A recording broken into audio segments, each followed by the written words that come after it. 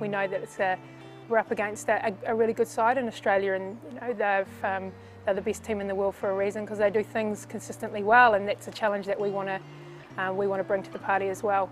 For years and years, they've been a consistent performer and done very well in the global game, in both formats. So, look, they're really clinical. They're really disciplined in the way they go about their bowling and their batting, and they've got a strong batting order, and they're a good all-round side.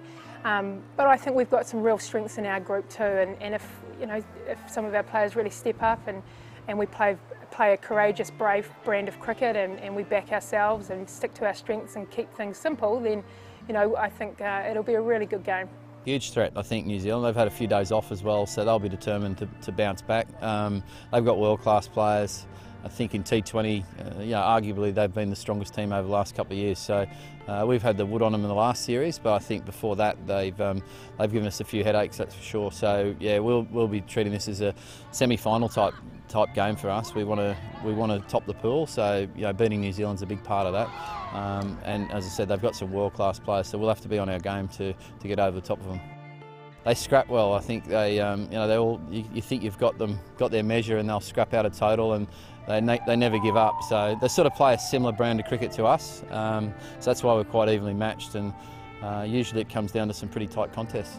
They're a great side. They've got great depth, and we're fortunate enough to play a lot of cricket against them, and alongside them as well with the Women's Big Bash League as well. So look, we're really looking forward to it. I think any time you put Kiwis versus the Aussies, it's going to be a big match, and we're absolutely pumped for it. I think opportunity to go head-to-head in a World Cup is something that we're really excited about, and we've actually got a fantastic record against them in World T20s and World Cups. I think from my memory we've only lost once to them in a World Cup since I've been involved. So I think that's something, one-off game is huge for us, and we're really looking forward to taking them on head-on.